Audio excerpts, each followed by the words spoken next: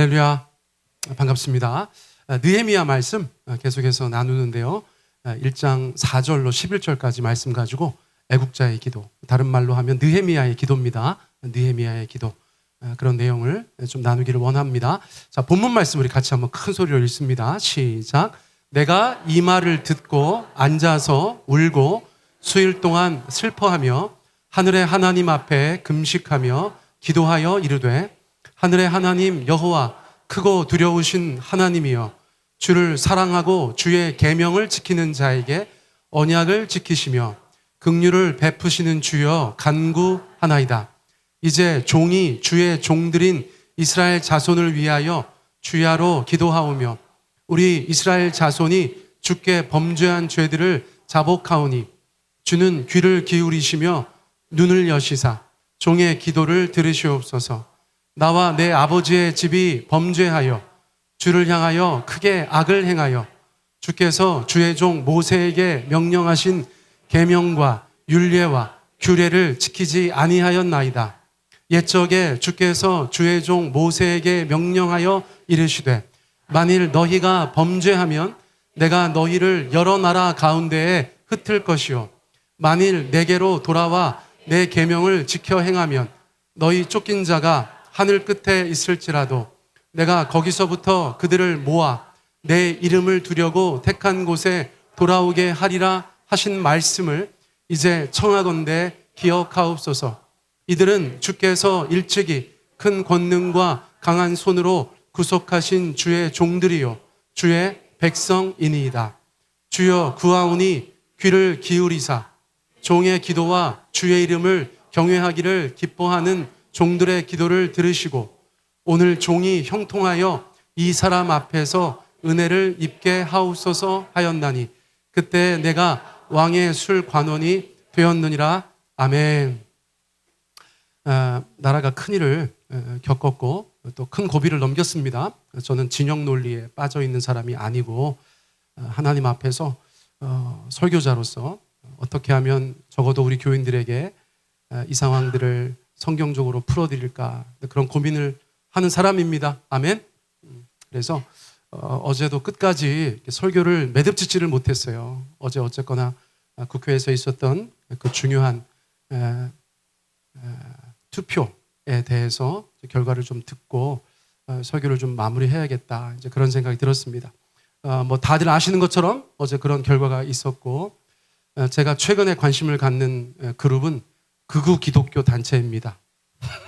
왜냐하면 생전 그런 거 안 쳐다보다가 워낙 그런 뉴스가 많으니까 어쨌거나 극우, 특별히 극우 기독교, 저는 목사니까 극우 기독교가 뭐 똑같은 주장, 비슷한 주장들을 많이 해왔다, 이제 그런 뉴스를 제가 접하고 나니까 뭐 다른 뜻이 아니라 어쨌거나 좀 모니터링을 좀 해야 되지 않을까, 한 사람의 시민으로서, 목사로서.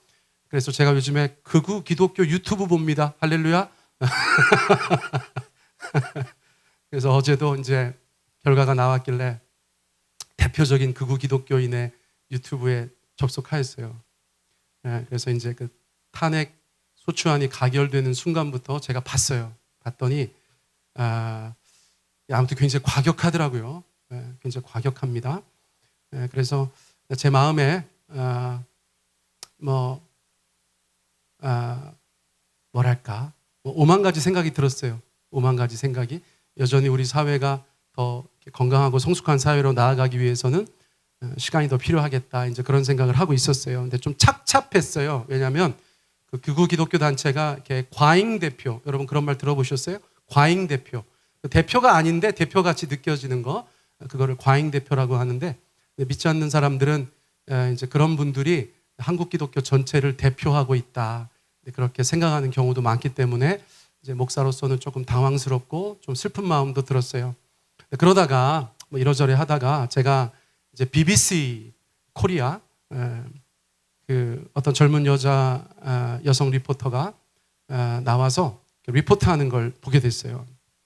제 마음에 굉장히 위로가 됐어요. 그 영국 여자가 뭐라고 하냐면, 이제 한국 여자랑 같이 나와서 주거니 받거니 얘기하는 건데, 그러나 광화문에서든지 국회 앞에서든지 이러한 시위는 정의와 민주주의에 대해 씨름하고 있는 한국 사회의 모습을 보여줍니다. 이렇게 얘기를 하고 BBC 코리아 누굽니다 하고 이제 뉴스를 마치는데 제가 굉장히 마음의 위로가 됐어요. 왜냐하면 여러분 영국이 어떤 나라입니까? 응? 제가 어떤 느낌을 받았냐면 첫째 키우는 집에다가 첫째 애 하나 키우는 집에다가 애 다 키워놓은 어른이 가가지고 다 그런 거야 라고 얘기하는 듯이 들렸어요. 예. 그럼 저희가 생각하면 국회 앞에 있었던 사람들과 광화문 앞에 있었던 사람들이 막 엄청나게 싸우고 분열해서 이 나라가 잘못될 것 같지만 민주주의를 수백 년 동안 해온 나라에서 볼 때는 그게 민주주의야 라고 말하는 것처럼 들렸다는 거예요. 그래서 앞으로 계속해서 기도하겠지만 여러분 우리가 민주주의 역사가 짧은 나라로서 앞으로 더욱더 이 땅에서 민주주의가 발전하고 또 성숙할 수 있도록 우리 모두가 더욱더 기도해야 되는 줄 믿습니다. 여러분 대한민국이 하나님의 나라는 아니에요. 민주주의가 하나님께서 딱 말씀하신 하나의 정치 체계도 아닙니다. 그렇죠?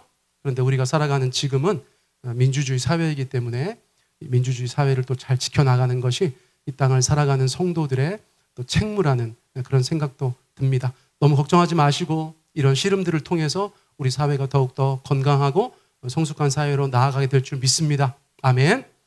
그런데 제가 이제 지난 한 주 동안 토요일 날 어쨌거나 일단락 됐으니까 지금 와서 이런 얘기를 할 수 있는 건데 제가 뉴스를 살펴보다가 이 뉴스에서 굉장히 감사했어요. 여러분 한번 읽어보시겠어요? 시작. 전 세계 성공률 93% 친위 쿠데타 2시간 만에 막은 것 세계 최초. 세계 최초라고 해서 무척 깊은 건 아닌데 여러분 친위 쿠데타 셀프 쿱인데 이게 뭐냐면 힘을 가지고 있는 사람이 자신의 정권을 연장하기 위해서 벌이는 쿠데타를 친위 쿠데타, 궁정 쿠데타, 셀프 쿠데타라고 하는 거예요. 근데 힘을 가지고 있는 사람이 쿠데타를 벌이니까 성공할 확률이 높아요, 낮아요? 당연히 높다는 거예요. 그래서 전 세계적으로 관찰해 보니까 조사해 보니까 93% 정도 성공했다는 것입니다. 그리고 한국이 이 고비를 넘긴 것은 7% 정도에 포함되었다는 거예요. 여러분 감사하세요? 안 감사하세요?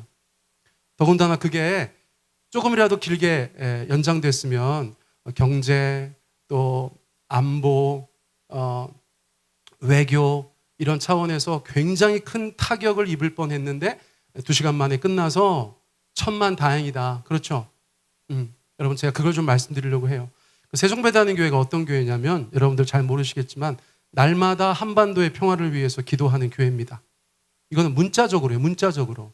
저희가 매일같이 우리 중보기도자들이 나라 민족을 위해서 기도하실 때 한반도의 평화와 군사적인 긴장 완화를 위해서 기도하고 있는 교회예요. 금요 기도회에 모여서 저희가 늘 첫 번째로 기도하는 것이 하나님의 나라가 임하게 해달라. 두 번째는 한반도의 평화, 군사적인 긴장 완화입니다.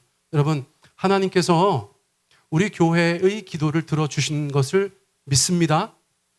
여러 가지 어려움들이 있었어요. 나중에 뉴스 보니까 막 깜짝깜짝 놀랄 일들이 있어요. 그중에서 가장 놀랐던 것은 국지전을 최소한 3번 정도 유도했다. 전쟁을 최소한 3번 정도 유도했다. 그런데 북한이 반응을 안 했다. 제가 태어나서 처음으로 북한에게 감사했어요. 여러분 저 어릴 때 반공교육 세게 받은 사람이에요. 김일성 돼지로 그렸던 사람이에요. 왜? 지금 다들 동감하시잖아요. 다 돼지로 그리셨잖아요 그때. 또리 장군 나가신다 길을 비켜라 이거 노래 부르면서 지금 이 노래 뭔지 모르는 분들은 젊은 분들 요즘 아시죠? 또리 장군이 마지막에 그 돼지를 무찌를 때 막 와! 지금 돌아보면 조금 세뇌였던 것 같아. 우리가 세뇌 교육을 받았던 것 같아. 그런데 아무튼 이런 모든 상황들을 바라보면서 여러분 한자성어가 떠오릅니다. 한번 읽어보세요. 시작. 천우 신조. 어떤 뜻인가? 하늘이 돕고 신이 도왔다. 기독교인들이니까 사자성어를 재해석합니다. 하늘이 도우시고 하나님이 도우셨다. 여러분 믿으십니까? 정말 오늘 우리 이렇게 못하고 있을 뻔했어요. 천우신조. 우리 하나님께서 도와주셨는 줄 믿습니다. 그래서 엉뚱하게도 제가 지난주에 제일 많이 부른 노래는 애국가입니다. 여러분 애국가 아세요? 1절만 불러보세요. 시작.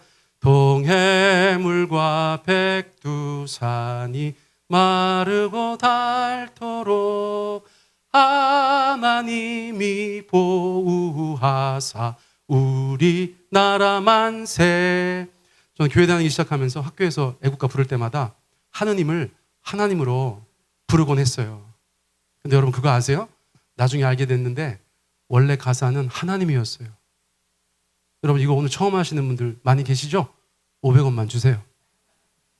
이런 고급 정보는 아무나 알려주는 게 아닌데, 여러분 제가 1907년 한국 찬미가라는 일종의 복음성가 집에 있었던 애국가 가사를 여러분들한테 보여드릴 거예요.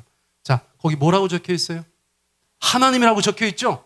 이렇게 얘기하면 목사가, 또 기독교 목사가 어떻게든 한번 좀 해보려고 한다 이렇게 생각하실까봐 대한민국 최초로 녹음된 애국가, 1947년에 녹음된 애국가를 여러분들한테 들려드릴 거예요. 안익태 선생님의 그 작곡하신 멜로디가 아니라 옛날에는 스코틀랜드 민요에다가 붙여 불렀습니다. 여러분 아세요? 오랫동안 사귀었던, 이게 우리 애국가의 멜로디였던 때가 있었어요. 1947년 임시정부에서부터 불렀던 우리 애국가의 오리지널 버전을 여러분들께서 들어보시겠습니다.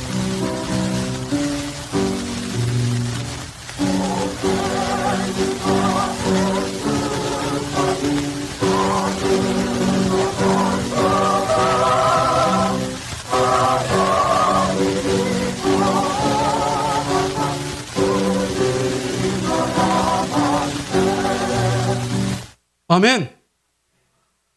이제 진실을 알았어요. 근데 왜 하느님이라고 바꿨을까요? 전 국민이 불러야 되니까. 이건 뭐 100% 기독교 편들어준다, 기독교 편향이다, 그런 얘기를 들었을 테니까 하느님으로 바꾼 거예요. 그리고 처음에 가사는 보호하사였던 것 같아요. 보호하사.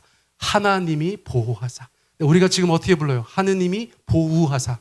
자, 우리는 하나님, 원래대로 하면 하나님이 보호하셨다는 건 뭡니까? 하나님이 보호하셨다. 응? 우리나라가 활을 잘 쏘잖아요. 그 이유 아세요? 이것도 들으셨구나. 하나님이 우리 민족에게 보호, 화살을 하사하셨다. 하나님이 보호를 하사하셨다. 그래서 우리가 옛날부터 활을 잘 쏘는 민족이었다는 아재 개그가 있어요. 아재 개그가. 예.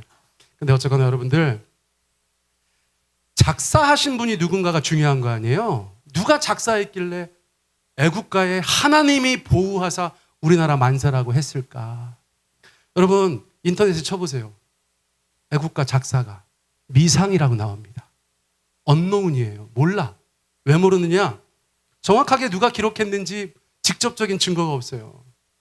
그런데 대대로 두 사람이 작사했다는 썰이 제일 강력하게 오늘까지 옵니다. 한 분은 도산 안창호 선생님이세요. 또 한 분은 윤치호라는 분이세요.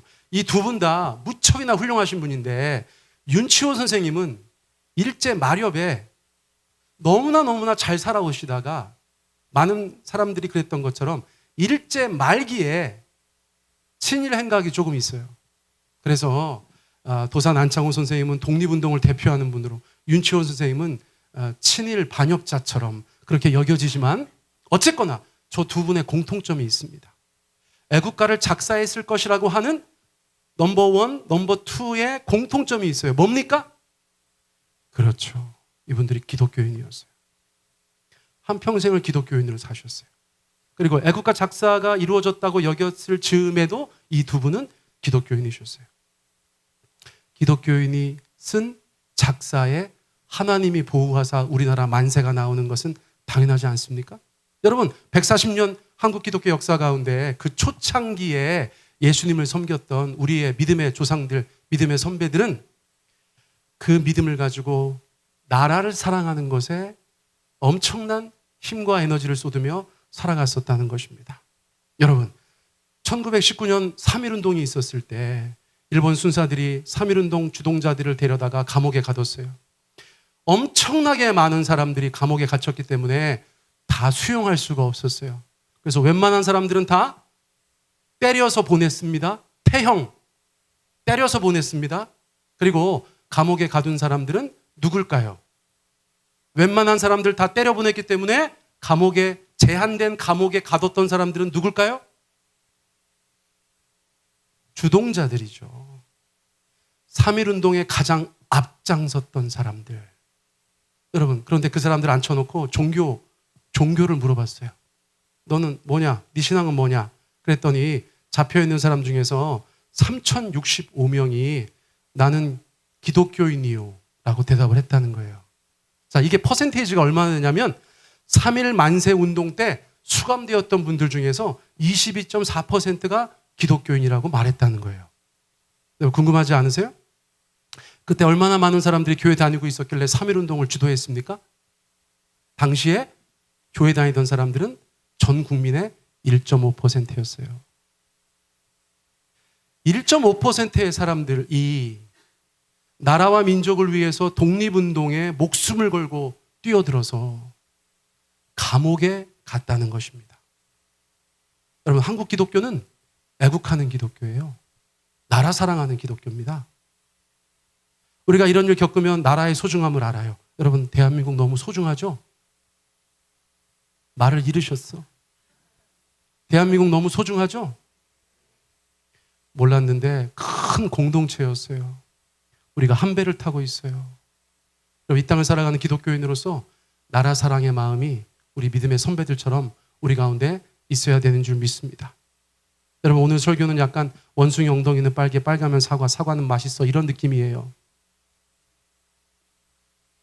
누가 애국자인가? 한 주 동안 그 생각을 안 할 수가 없었어요. 여러분, 누가 진짜입니까? 너도 나도 애국자라고 하면 누가 진짜입니까? 여러분, 성경 열왕기상 3장에 보니까 너도 나도 엄마라고 하는 장면이 나와요. 너도 나도 엄마라는 장면. 누가 진짜 엄마입니까? 솔로몬이 하나님 앞에 지혜를 구하고 하나님께서 지혜를 주신 후에 바로 이어서 나오는 재판 장면입니다. 솔로몬의 지혜가 충만했던 때의 재판 장면이에요. 한 아이를 데리고 와서 두 엄마가 자기가 친모라고 주장합니다. 그러자 솔로몬이 어떻게 판결했습니까? 칼을 가져와라. 칼을 가져와라. 여러분, 그때 진짜와 가짜가 나뉘어지게 됩니다. 여러분, 같이 한번 말씀 읽어볼까요? 시작. 그 산 아들의 어머니 되는 여자가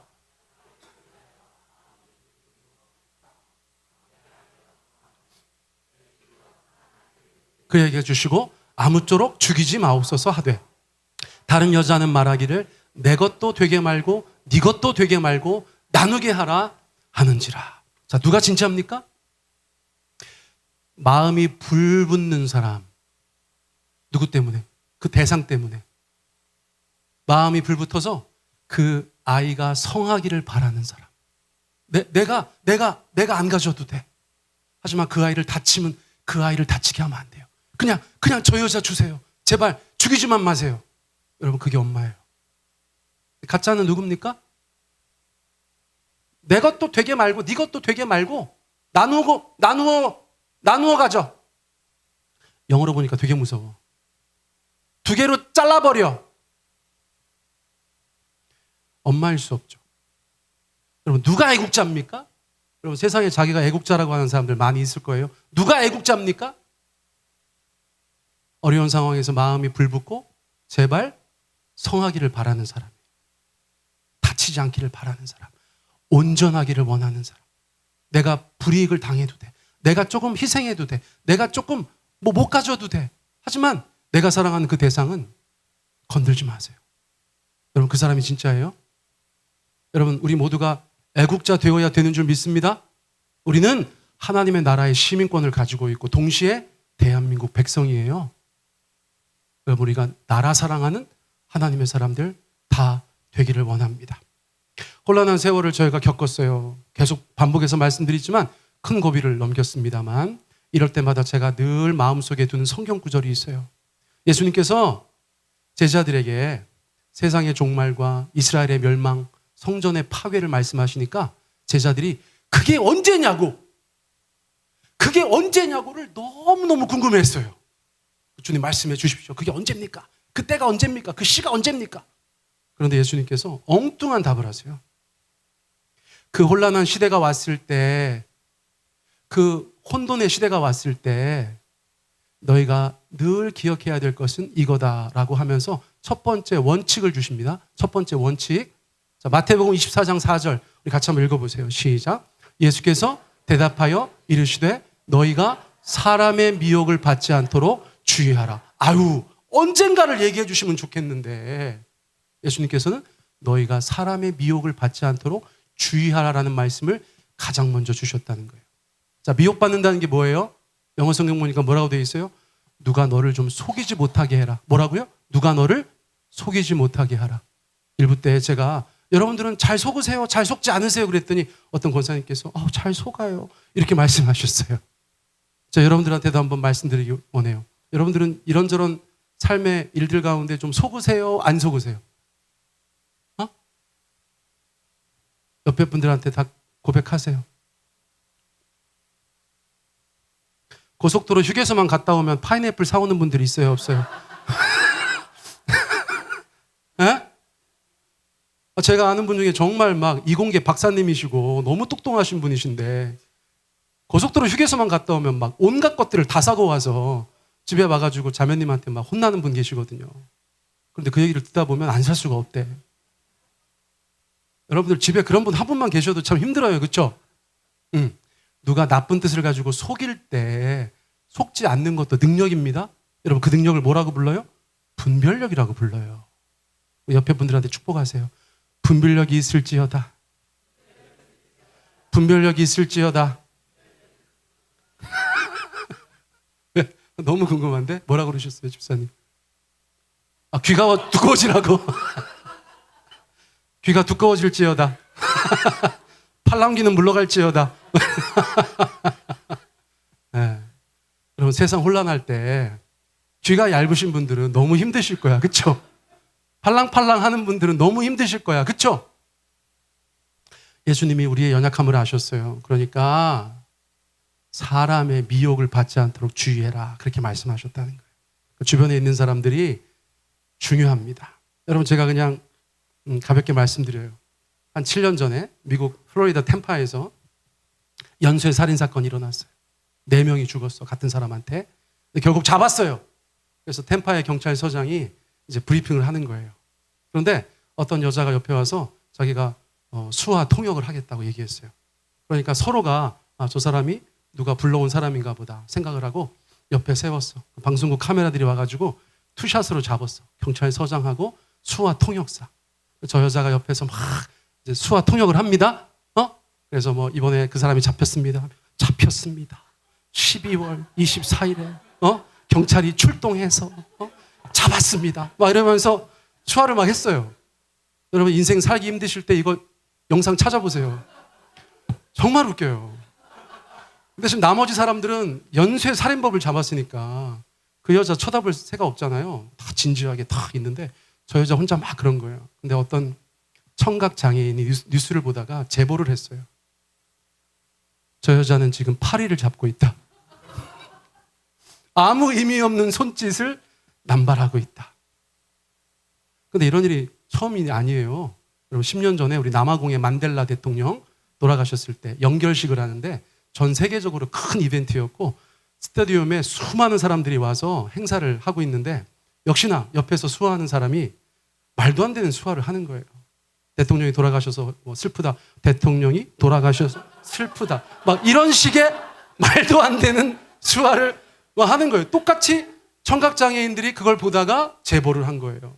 저 사람의 손짓은 아무런 의미가 없다.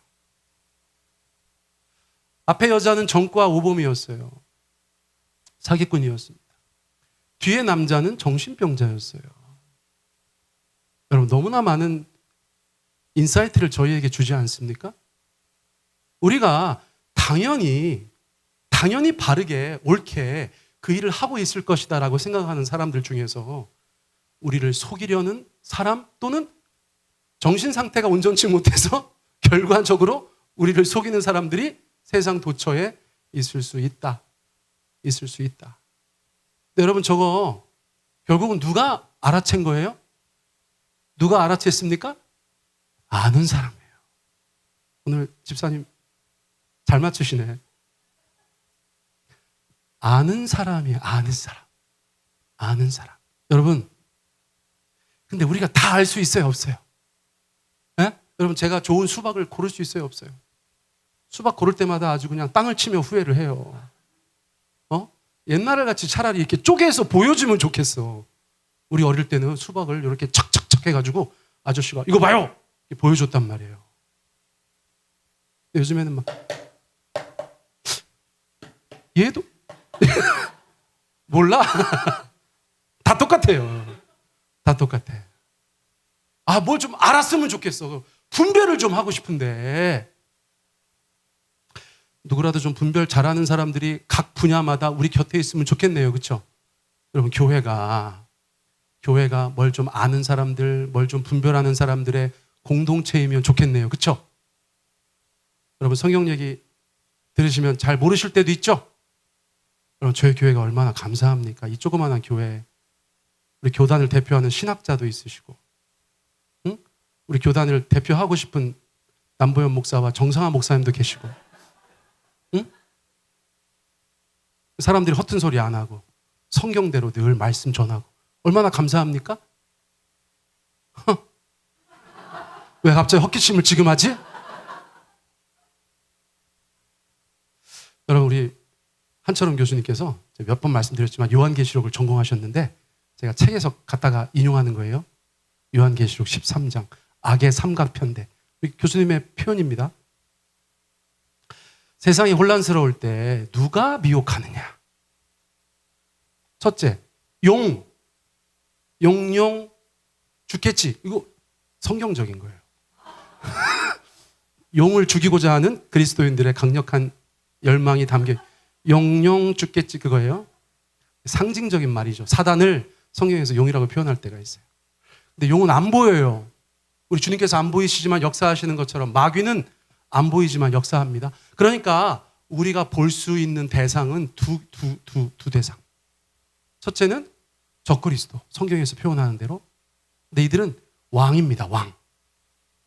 왕은 뭘 갖고 있는 사람입니까? 힘, 권력. 그렇죠? 두 번째, 거짓 선지자. 거짓 선지자는 어떤 사람들이에요?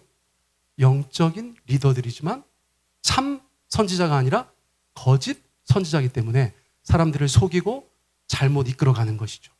그러니까 예수 믿는 사람으로서 이 땅 가운데 살아가며 분별해야 될 것들이 많지만 수박도 분별하지만 더 중요한 것은 이 땅에서 힘을 가지고 있는 사람들을 분별해야 되는 거예요. 이 땅에서 영적인 리더라고 하는 사람들을 분별해야 되는 것입니다. 자, 이거 두 개 너무 중요합니다. 여러분, 가만히 보세요. 역사상 인류에게 너무나 충격적인 만행을 벌였던 사람들이 어디 저기 시골에서 농사 짓는 사람들입니까? 아니에요. 힘을 갖고 있었던 사람들이, 오늘날로 따지면 정치 지도자들을 우리가 항상 분별할 수 있어야 돼요. 두 번째는 뭡니까? 거짓 선지자들. 여러분, 거짓 선지자는 교회 밖에 있습니까? 교회 안에 있습니까? 교회 안에 있어요. 한국 교회 안에 거짓 선지자들이 있어요. 여러분, 그거 분별 못하면 여러분들 미혹당하세요. 여러분들 삶을 낭비하게 됩니다. 여러분, 분별할 때 너무나 중요한 팁이 있죠. 무엇입니까? 과거에 호주에 가짜 화폐를 찾는, 위조 지폐를 찾는 사람들, 위조 지폐범을 감별하는 사람들, 여러분, 제가 이 얘기 여러 번 드렸는데 그 사람들은 어떤 훈련에 집중한다는 것이에요? 진짜 화폐만 쳐다보고 만지고 연구하고 조사하고 진짜 화폐의 박사가 된다는 것입니다. 왜요? 하나하나 케이스를 연구하다 보면 가짜 돈이 너무 많아. 그래서 이거 연구하면 다른 거 나오고 이거 연구하면 다른 거 나오고 쫓아갈 수가 없어요. 그래서 진짜만 보는 것입니다. 진짜만. 그러면 진짜만 보다 보면 어떤 일이 벌어져요? 어떤 가짜가 등장했을 때 이게 정확하게 어디가 잘못됐는지는 모르겠지만 이거는 가짜입니다라고 말할 수는 있다는 거죠. 여러분들 신자로서 어떤 것에 집중하셔야 합니까? 진짜에 집중하시기 바랍니다. 진짜에 집중하다 보면 아닌 것을 아니라고 분별할 수 있어요. 사람들이 물어봐. 나 몰라요. 나 신학적으로 그건 모르겠어요. 그러나 저 사람은 거짓 선지자입니다 라고 이야기할 수 있는 정도는 되셔야 돼요. 하나님은 어떤 하나님이십니까? 여러분, 두 단어로 표현해 보세요. 하나님의 성품. 사랑과 공의의 하나님. 사랑과 공의의 하나님. 하나님의 형상을 회복하는 우리는 사랑하는 사람들, 정의로운 사람들. 세상을 사랑하지 않고 정의를 망가뜨리는 사람들이 참된 선지자일 수 있습니까? 영적인 지도자일 수 있습니까? 여러분, 분별에 있어서 하나의 팁을 드리는 거예요. 그런데 너무나 흥미롭게도 정치 지도자들 중에서 우리가 보았을 때 건강하지 못한 사람들과 영적인 지도자들 중에서 우리가 볼 때 건강하지 않은 사람들이 공통적인 것이 있다는 거예요. 자, 독재자와 사이비 교주의 공통점, 이런 거 인터넷에 쳐보세요. 독재자와 사이비 교주의 공통점, 정신병리학적으로 그들에게 공통적으로 나타나는 것은 망상이라는 것입니다. 망상. 제가 이 얘기를 왜 드리는지는 여러분들이 잘 아실 거예요. 너무나 많이 뉴스에서 이 단어가 나오고 있어요. 망상. 네. 망상의 정의가 뭡니까? 자, 1번 정의 읽어보세요. 시작. 2번 읽어보세요.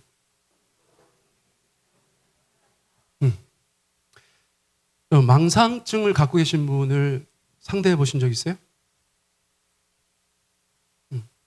여러분, 저는 수년 동안 상대했죠.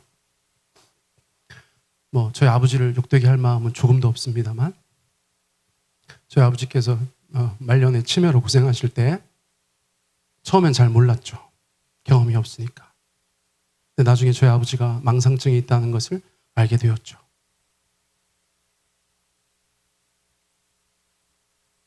너무 고통스럽습니다. 왜요? 아버지가 보는 게 따로 있어요. 아버지가 듣는 게 따로 있어요. 아버지가 느끼는 느낌이 따로 있어요.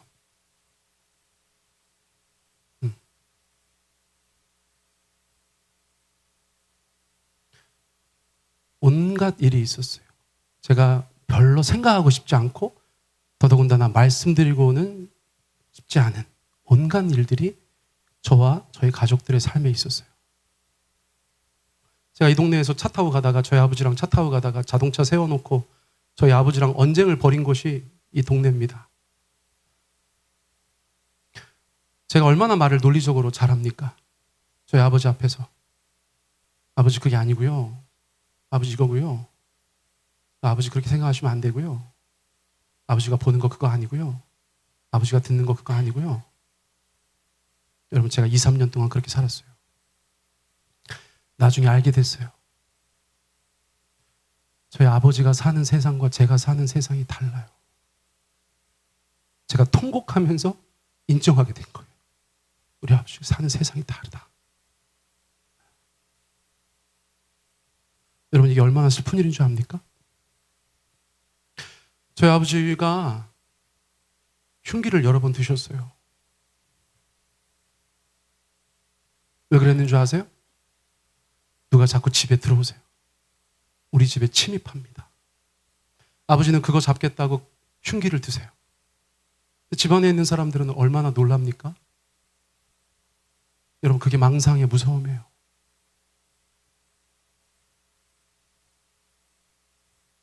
여러분, 종교망상이라는 게 있어요. 종교망상. 여러분들이 가지고 있는 신앙은 실제입니까? 망상입니까?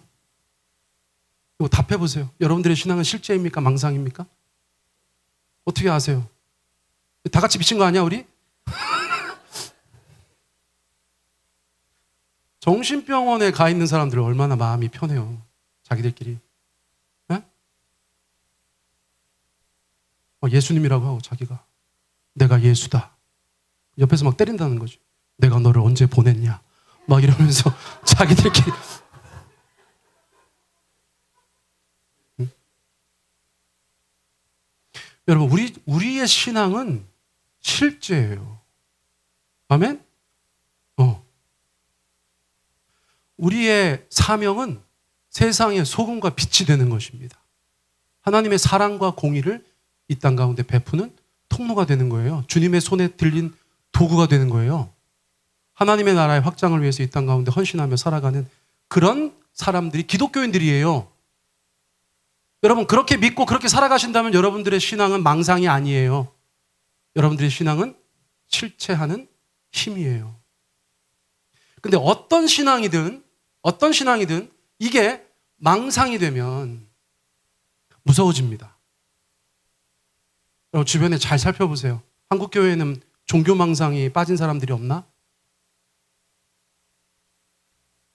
제가 요즘 공부 많이 합니다. 요즘에 제가 보는 유튜브 영상들은 정신과 선생님들의 영상이에요. 종교 망상을 다루는 영상이 있어서 제가 보다가 무릎을 쳤어요. 여러분 이거 한번 읽어보세요. 자, 같이 읽습니다. 시작. 어떤 영향을 미치는지에 달려 있습니다. 어떠한 믿음으로 인해서 개인이 심한 괴로움을 겪거나 본인 혹은 주변에 해를 끼치는 등의 위험성이 있는 경우에는 중재의 대상이 될 수밖에 없습니다. 종교 망상이 이렇다는 거예요. 종교 망상증이 있는 그 사람은 그 환자 자신이나 자신과 관계된 주변에 그 사람의 그 믿음이 어떤 영향을 끼치고 있는지에 따라서 건강한 신앙인이나 망상에 빠진 신앙인이 될 수 있다는 거예요. 어떤 영향을 미치느냐. 여러분들은 어떤 영향을 미치고 계세요?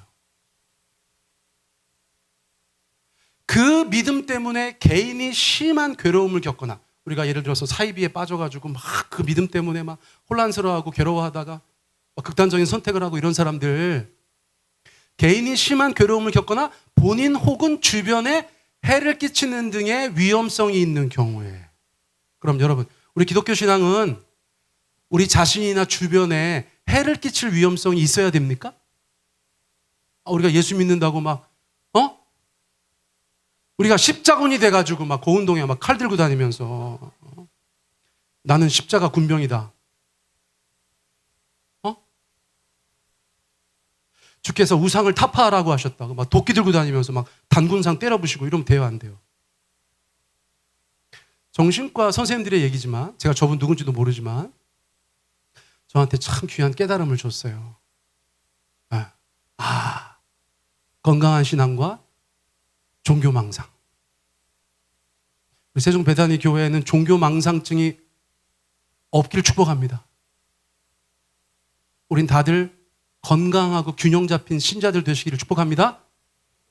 그리고 여러분들의 그 믿음이 주변에 선한 영향을 미치시기를 축복합니다. 뭐라도 여러분 주변 사람들이 볼 때 저 사람의 신앙 연수나 정도는 모르겠지만 아무튼 얘는 그래도 교회 다니는 것 같아. 기독교인 같아. 요 정도 얘기는 듣고 사시기를 축복합니다. 우리 옆에 분한테 얘기합니다. 좀! 이렇게 얘기해 주세요. 자, 경상도 말로 하겠습니다. 자, 옆에 분한테. 좀! 여러분, 이게 경상도 말인데 엄청나게 많은 것을 담고 있는 말이에요. 이 영어로 따지면 come on! 이런 말이에요.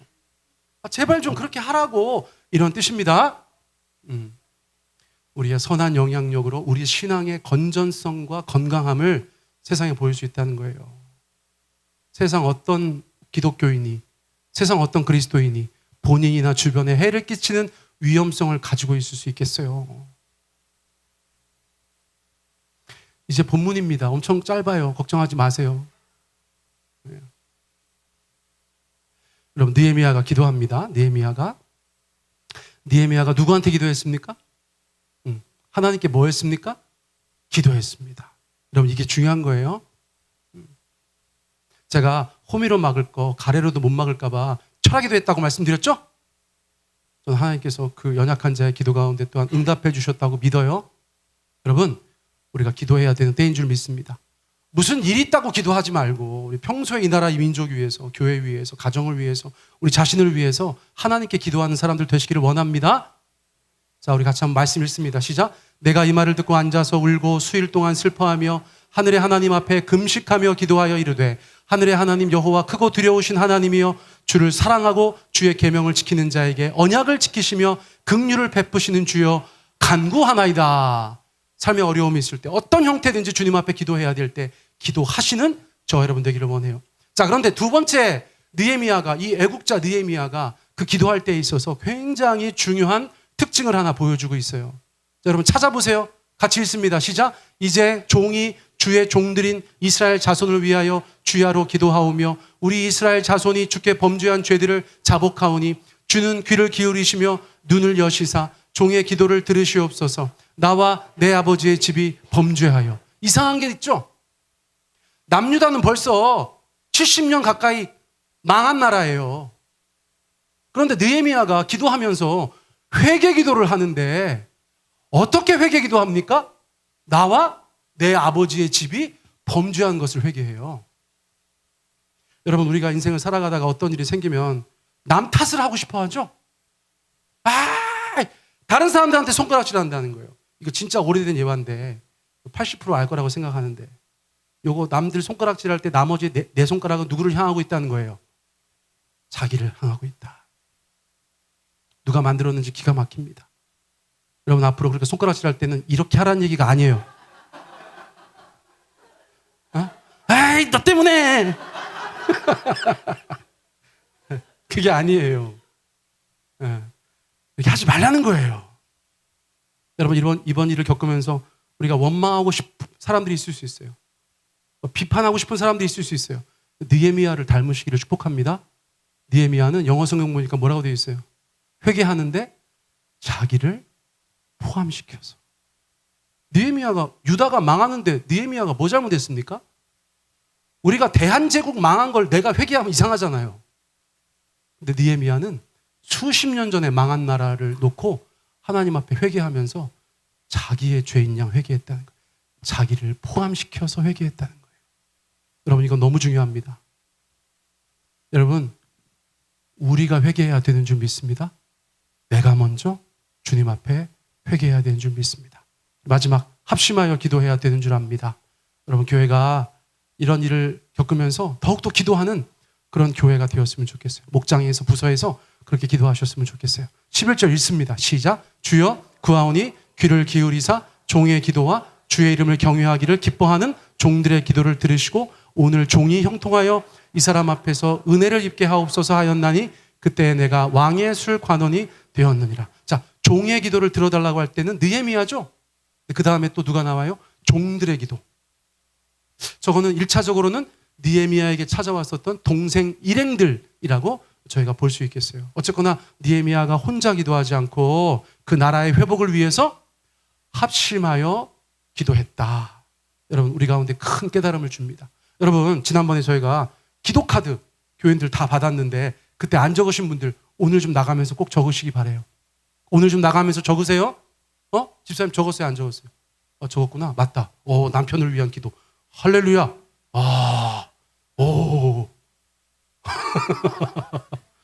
적으셨어요, 다들?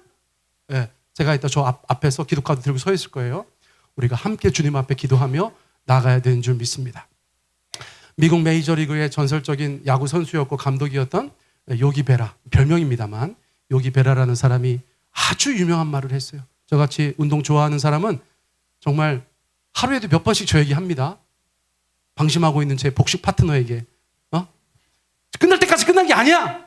정신 차리라고. 여러분, 이건 굉장히 중요한 격언이에요. 네. 여러분, 우리가 뭘 바라든 아직 끝난 게 아니에요. 갈 길이 멀어요. 갈 길이 멀어요. 우리가 어떤 생각을 가지고 있든지 간에 갈 길이 멀어요. 제가 지난주에 애국가 부르면서 제가 주님 앞에 계속 기도하는데 저도 모르게 어떤 목사님의 이름을 계속 부르고 있더라고요. 하나님 아버지, 이 나라가 정상화되게 하여 주시옵소서. 주여, 정상화! 주여, 정상화! 여러분, 앞으로 우리가 목사님 이름 많이 부르기를 축복합니다.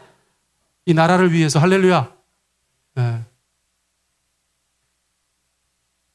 우리 각자가 바라는 나라를 위해서 기도하시면 안 돼요. 그렇죠? 우리 모두를 위한 나라, 그런 나라 위해서 주님 앞에 기도했으면 좋겠어요.